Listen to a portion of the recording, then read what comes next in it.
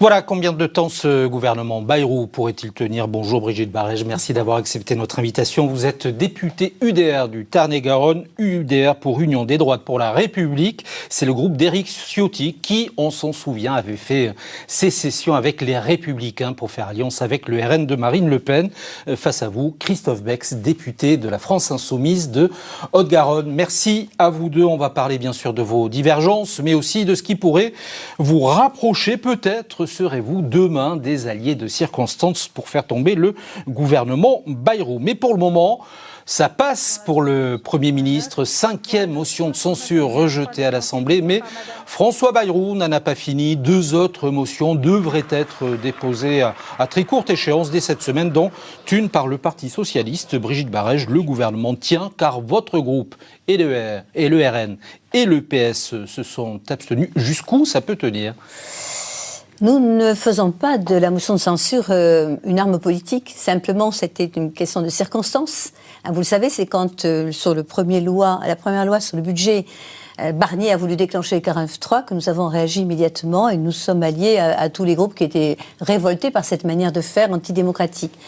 Pour autant, nous sommes quand même dans la construction plus que dans la déconstruction et on laisse un sursis à François Bayrou pour essayer de voir si on peut arriver quand même à avancer un petit peu.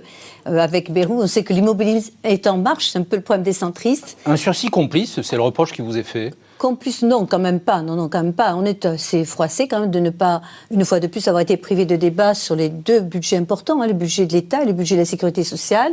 Donc nous attendons d'autres textes, nous allons voir si nous pouvons avancer. Christophe Bex, toutes ces motions, ces 5 motions ont été jusqu'à présent déposées par la France Insoumise sans succès. Vous n'en démordez pas, le gouvernement, de votre point de vue, doit tomber, mais après... Alors, je voudrais rappeler quand même qu'il y a eu 27 49.3 depuis 2022 et on censure bien entendu le gouvernement Bayrou comme on a censuré le gouvernement Barnier. Tout simplement, il faut revenir à l'origine du malaise, c'est les élections de 2024, les élections législatives où le groupe, le nouveau Front Populaire a gagné ces élections par le nombre de députés. On est le plus gros groupe au Parlement, le nouveau Front Populaire, et légitimement, on aurait dû avoir une personne, une femme ou un homme, qui aurait dû être nommé. C'est l'usage du président de la Mais le République. PS qui fait partie du NFP, ou qui faisait partie, je ne sais pas, nous en parlerons, mais fait acte, lui, dit-il, de responsabilité. Vous n'êtes pas responsable ? Alors moi, je ne suis pas au PS, et le nouveau Front Populaire ne m'appartient pas. Le nouveau Front Populaire, c'est les femmes et les hommes qui se sont joints dans cette campagne, une campagne formidable, et qui ont permis l'élection de 192 députés. Le Parti Socialiste a une autre optique, n'ont pas désiré, n'ont pas souhaité censurer ce gouvernement, on le déplore. Nous, on reste fidèles à l'engagement que nous ont donné tout simplement les électrices et les électeurs sur un programme. C'est quand même plus grave que ça. C'est-à-dire qu'ils ont fait sécession. Franchement, on voit bien que la scission, la rupture est totale maintenant avec le Parti Socialiste et Jean-Luc Mélenchon. Que vous avez raison, vous avez fait une alliance de circonstances pour gagner des élections. D'ailleurs, quand on a vu les magouilles qu'il y a eu au second tour, y compris vous avez été élus certains avec des voix de droite et des LFI ont voté pour des Républicains. Ça a été un peu n'importe quoi, ce Front républicain. Mais aujourd'hui, la NUPES n'existe plus. Votre parti n'existe plus. Vous êtes LFI. On va parler des alliances et mes alliances, mais Brigitte Barège, une motion sera déposée vendredi prochain certainement par le Parti Socialiste au nom des valeurs. C'est un 49-2 concernant la submersion migratoire employée par François Bayrou. Le PS parie que vous, UDR et le RN, ne la voterez pas. Ils peuvent le parier, c'est certain, puisque ce débat est complètement cynique, complètement incroyable, en fait, de mauvaise foi. Ils cherchent des prétextes, en fait, pour ne pas justement voter la motion de censure précédente. Maintenant, ils veulent pas s'allier avec vous, ils font leur propre motion de censure. Ils savent très bien que sur le sujet de l'immigration, bien entendu, on n'est pas d'accord avec eux. On ne sera jamais.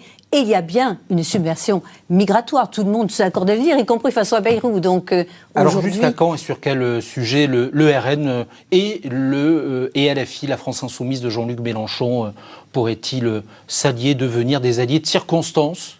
Moi, je crois que, pour nous, notre ligne est claire. Ce qu'on veut éviter, nous, c'était une motion de censure libérale. C'est-à-dire que nous voulions éviter à la France 44 millions d'impôts supplémentaires, de taxes diverses.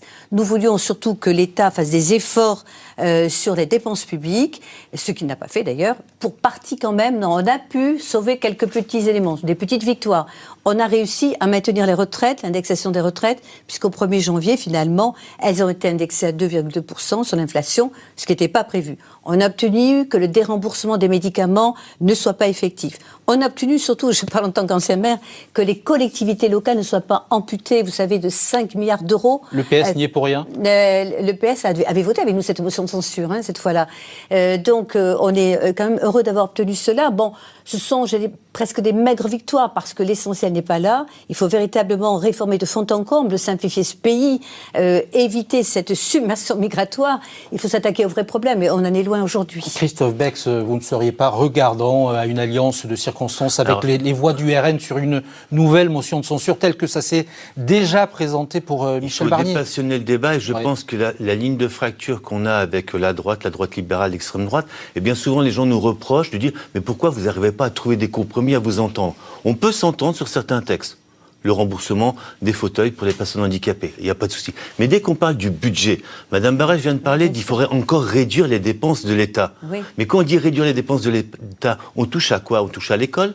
Non. On touche à l'hôpital, on licencie, enfin on met dehors des fonctionnaires, et quand je vois les besoins criants qu'on a besoin dans les services publics, et c'est là la ligne de fracture. Je ne vais pas me faire l'avocat du PS, mais le Parti Socialiste n'a-t-il pas obtenu des avancées sur l'hôpital notamment? J'allais dire, voilà, on est d'accord. Mais non, mais l'hôpital, allez dans les services des urgences. Je côtoie les gens, oui. Du quotidien, j'en sors, et quand je vois que j'arrête pas d'être sollicité. Mais vous êtes tombé en gouvernement, est-ce faire avancer les causes que vous défendez? On est entièrement d'accord pour le milliard d'euros supplémentaires pour les hôpitaux. On est tous d'accord. Et c'est pas sur les écoles, monsieur, je me permets de vous interrompre. Nous, les dépenses publiques, c'est, par exemple, toutes ces associations pro-migrants qui nous coûtent excessivement cher. Même la Cour des comptes vient de le dénoncer.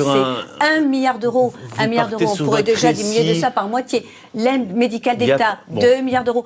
Il y a plein de domaines. Et toutes ces agences qui ne servent à rien, monsieur. Vous en êtes d'accord? Encore une fois, je vais vous poser la question qui intéresse les Français. On ne va pas supprimer les services publics. Tout le monde est d'accord pour défendre les services publics, mais dès qu'on parle de la fonction publique, pour les hommes et les femmes qui travaillent au service public, eh ben on nous dit il faut réduire les dépenses. Et on ne pense jamais augmenter les recettes. Est-ce que le gouvernement, je vous demande, on ne fait pas les recettes, c'est les impôts. Et les impôts, les gens n'en peuvent plus. Ça, c'est bien un truc de gauche. Attention, pas de cacophonie, s'il vous plaît. Question à vous deux. Quelle durée de vie pour le gouvernement Bayrou? Alors là, je ne suis pas devin. Bon, tout le monde a l'œil fixé sur la prochaine dissolution éventuelle en juillet, bon, ou pas. N'en savons rien. Du côté de LFI, de Mélenchon, ils espèrent même une démission de M. Macron. Je ne crois pas non plus que vous arriverez à le résoudre à cette extrémité-là. Moi, je pense qu'on va voir au fil du temps, mais c'est vrai que très vite, on va se rendre compte qu'on n'avance pas. Jean-Luc Mélenchon dit qu'il ne va pas passer l'été. Je ne sais pas, moi je pense que je peux vous affirmer qu'il y aura une dissolution en 2027. Lors de l'élection présidentielle. D'ici là, François Bayrou va faire passer son budget avec des 49.3, le budget sur la sécurité sociale, et je pense je sais pas, je suis pas devin non plus, et qu'on va tenir jusqu'au budget 2026, mais ce qui m'inquiète, c'est que déjà, on nous parle encore de réduire les dépenses. Et moi, je voudrais parler des recettes, des contributions de chacun et chacune, et dans ce pays, il y en a qui ont des immenses fortunes, et cela, ils passent sous les écrans radars. Il n'est pas normal. C'est prévu dans le budget. Mais c'est prévu, là, on les a augmentés là. C'est pour une année, c'est une petite contribution, mais il n'est pas normal que tout le monde, en France, en gros, tout le monde paye 50% de contribution, qu'on appelle l'impôt sur le revenu, la TVA, les cotisations sociales, et qu'une infime minorité n'est seulement taxée qu'à hauteur de 25%. Ça s'appelle l'égalité devant la contribution, devant l'impôt. Alors, climat politique confus qui accentue la défiance des Français à l'endroit de leurs élus. Regardez ce baromètre annuel du Cevipof Opinionway publié cette semaine. Le gouvernement est-il légitime? Non, à 68%. Faites-vous confiance aux élus de l'Assemblée, c'est-à-dire à vous? Non, 76%. La démocratie fonctionne-t-elle bien? Non, 72%. Et enfin, vos élus sont-ils corrompus? C'est-à-dire vous, êtes-vous corrompus? Eh bien, oui, pour 74% des Français. Brigitte Barrès, à qui la faute et comment en réparer? Je pense que la défiance, je la comprends, je la partage. J'ai été parlementaire pendant 10 ans, de 2002 à 2012, et je découvre quelque chose que je n'avais pas imaginé. Une assemblée fracturée en 13 groupes. Aucun parti n'a la majorité, pas plus vous que le RN, même si vous êtes les deux plus gros groupes de l'Assemblée. C'est un vrai problème. C'est un vrai problème parce qu'on ne peut pas avancer, on le voit bien. Par ailleurs, ce qui me frappe, c'est un mépris des parlementaires, parce qu'aujourd'hui, les décisions ne sont pas prises à l'Assemblée. Très peu. Vous voyez bien, le 49.3 a déjà été l'illustration que les parlementaires ne servent à rien. À la limite, on ne serait pas là, ce serait pareil. C'est complètement scandaleux. On a le problème de la dérive de la Commission européenne, peut-être qu'on en parlera tout à l'heure.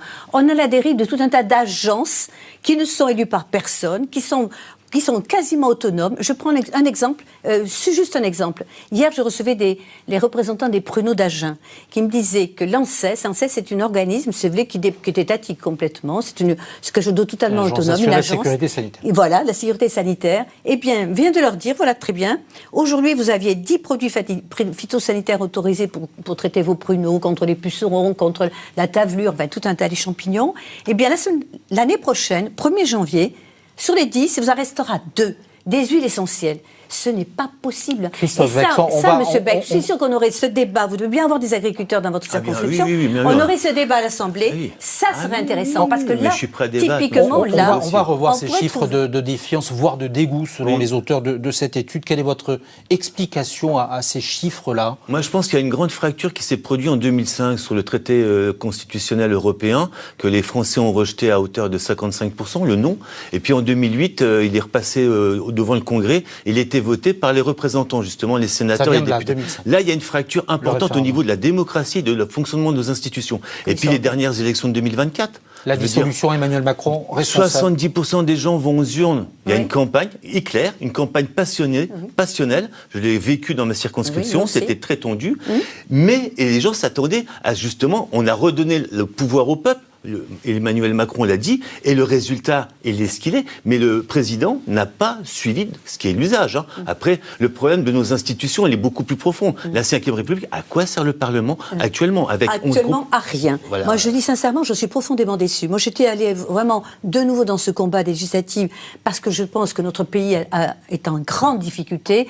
On a parlé de l'économie, vous parlez de surtaxe les riches, ça va bien, mais quand toutes les entreprises seront parties... Mais le Parlement ne sert à rien. Mais aujourd'hui, je considère que nous n'avons plus le pouvoir. Nous n'avons plus le pouvoir de débattre de choses essentielles. La survie de nos agriculteurs, il y a tant à dire par rapport au Mercosur. On nous a fait voter contre le Mercosur, mais Mme von der Leyen, elle l'a quand même signé. C'est quand même incroyable. Alors, soupçon de collusion d'une politique des amis, ce sont des termes au cœur de la polémique de la semaine concernant le souhait d'Emmanuel Macron de propulser son marcheur de la première heure, Richard Ferrand, à la tête du Conseil constitutionnel. Mais le Parlement, la commission des lois dont vous êtes membre, aura son mot à dire.